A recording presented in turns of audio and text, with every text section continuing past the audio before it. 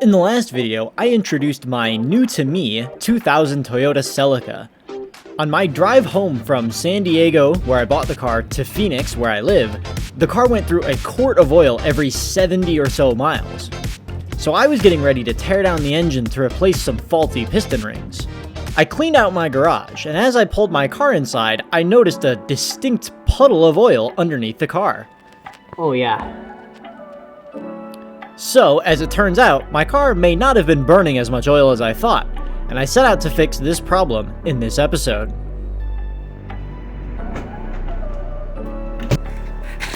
I got under the car and started messing around with the oil pan's drain plug. When looking at it, it looked like it might just not have been tightened down properly, but as it turns out, it was completely cross-threaded. After getting it loosened, I let what little oil was left in the engine drain out into this oil pan, so I could eventually start working on the replacement. I would need an entirely new oil pan, as this one not only had a completely cross-threaded plug, but it was also completely dented. How this happened is beyond me. So I have ordered a new oil pan, and gasket, of course, so that's coming. But as with online shopping it's not going to be here for several days. And I don't really want to just have the car sitting here for several days and do nothing with it. So I'm going to do something with it. And I think the first thing that I'm going to do is try and diagnose the oil gauge, because it's reading wrong on the cluster, gauge cluster. So gonna strip the back seats out and see if I can't get to the access panel for the fuel gauge. So I've started to disassemble the hatch to try and get at the back seats, and I found some goodies. Most notably, what appears to be some speaker wires.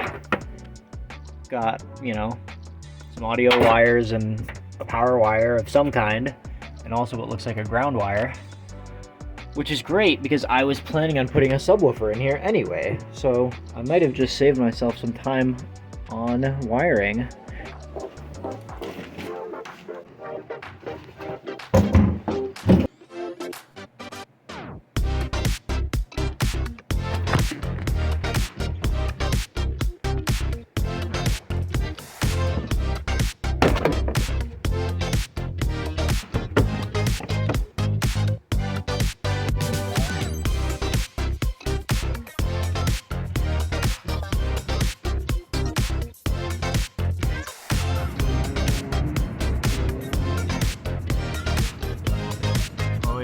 Draining all the way.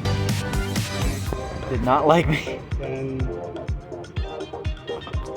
Well, it is time to pull the fuel pump to see if I can get at that level sensor.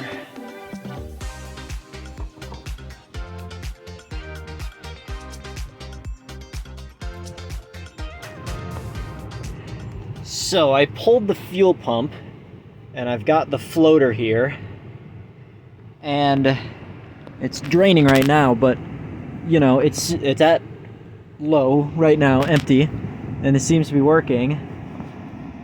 And as I move it, you'll see that it starts filling up. It's at half right now, so theoretically this should move to half. And it does. Okay, now we're coming into a problem because I feel like it should be reading higher than this, and it's not. Okay, after a while of just kind of sitting around messing with this, I think I found the problem. Move my leg out of the way. You can see that this is probably supposed to be reading just over half. That black line right there is halfway. So I'd say this is probably, just over half. And if we look at the screen, that is not just over half. That is just over 3/4, which is definitely not accurate. But let's see what happens if I do move it to halfway. There we go. Got it balanced, maybe a smidge under half. And this thing is gonna plummet. It's gonna completely plummet to half. Even though I only moved the floater like a millimeter. And yeah, it's reading just below half, which is pretty accurate. If I, let's see, so if I move this thing up a little bit to actually half, right about there, it'll read at half. Now if I move it a little bit more, it's gonna work. And now I'm moving it even more and it's completely dead. Completely dead. I'm moving it right now and it's not doing anything. Completely dead, completely dead, completely dead. We're at 3/4 tank now. Completely dead. And there it goes. Just over 3/4 of a tank. And now it's immediately gonna jump up to just over 3/4 of a tank. Yep. Okay. So basically the moral of the story is the top half of the fuel gauge or fuel sender is fucked. It's not good. So that sucks because this right here is like a $75 part for whatever damn reason. So I'm gonna have to spend like $75 replacing that. Yay! How fun! I will say, it's weird that it's acting the way it is when it's in the car, because when I have it hooked up to a multimeter, if I actually get it plugged in properly, hooked up to a multimeter, this thing seems to be reading just fine. If you focus on this lowest bar right here, you'll see that as I move it through the range, there it's at half, and there it's at empty. Now it's not going to read completely dead because it's still sending a signal to the car to let it know that it's empty. At least I think. I think that's how that works. But you see it's a very smooth progress. There's no, there's not any like sticking in that 3/4 range. It moves pretty smoothly throughout the whole range. Which is strange. I don't know. I don't really see any other path forward other than buying a new floater. So, yeah. So I have figured that while I have the back end of the Celica completely torn out, I'm going to try and wire up my subwoofer with these audio cables that are already very conveniently here. So I'm going to start working on that right now because I'm still waiting on my fuel pump, or fuel gauge floater, and my oil pan. So I can't really get the car drivable, but why not get something done while I'm waiting for parts,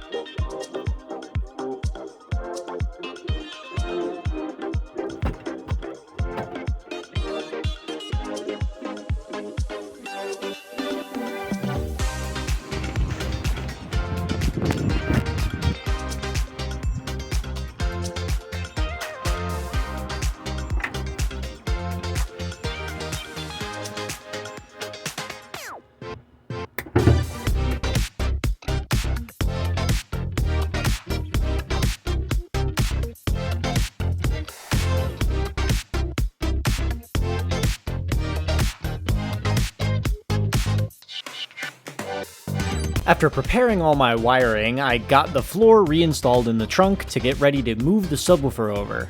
Unfortunately, I quickly found out that the existing RCA cables had been broken, and so I needed to run a new set that thankfully I had laying around.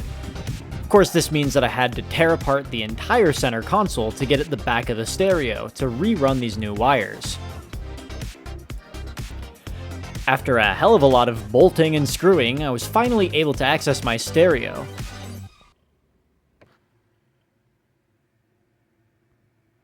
Well, had I known that I'd be needing to completely unbolt the stereo to plug my RCA cables into, well, because I didn't know I needed to replace them, I would have just ordered an analog stereo.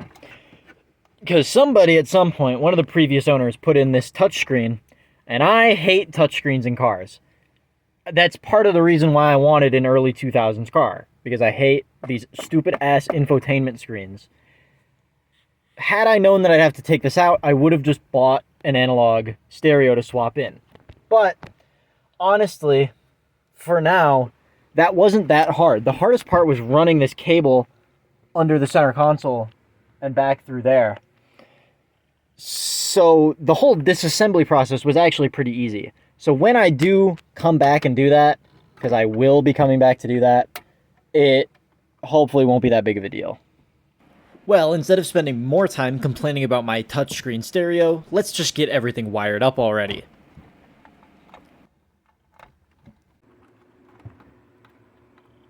And the subwoofer kinda works. It's not very consistent, and I think it's because the power wire needs a connector, so I'll have to grab that later. For now, though, my new fuel gauge floater has arrived. Let's get that wired up first, since, well, it's a little bit more important than having some bass-heavy music.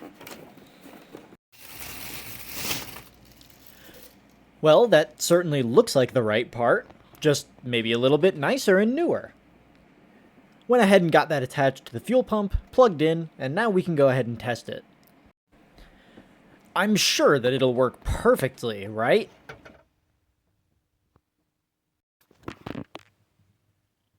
So, it seems like my fears have been realized.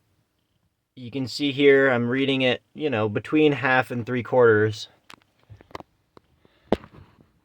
And it disagrees.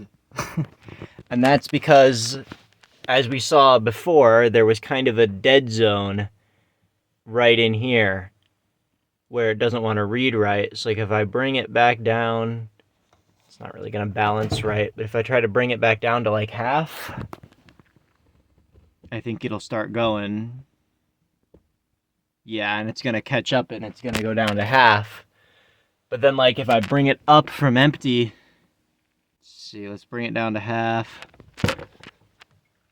If I move this over a little bit more, it'll understand. But now if I bring it back up to there, it doesn't do anything. It has no idea that the thing is sitting there. So I need to find out why, for whatever reason, the 3/4 mark is just dead. It just has no idea when the floater's there. So, of course, the good news is I spent $75 on a floater for nothing, because my old floater was fine. It's something else that's the problem. Yay! So, in short, I pulled out my fuel pump just to not fix my fuel gauge. I tore apart my entire center console just to not have a subwoofer that works. And I'm doing great. Why don't we change things up and do something productive for once?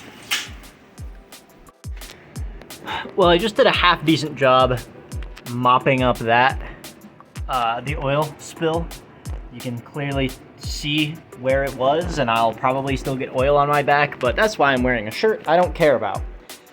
However, need to first jack up the other side of the car, because I only have the front, or the driver's side jacked up, and the oil pan is actually a little bit closer to the passenger side. So I'm just gonna go ahead and raise the other side of the front of the car and go from there.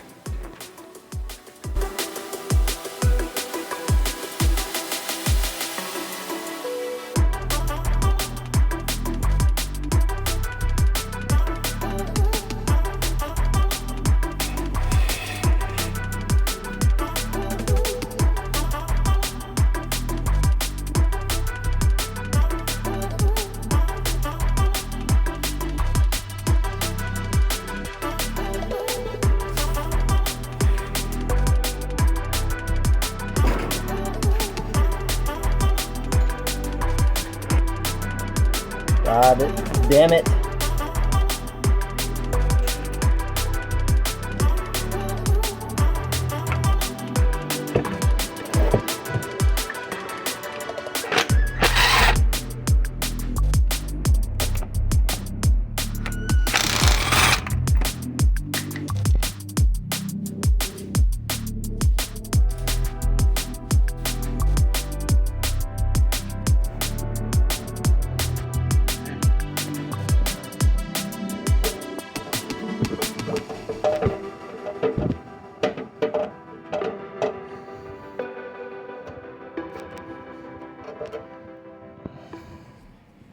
So, now my car is basically completely stripped down. No oil pan, no interior, up on jack stands. Surely I won't do anything stupid, right?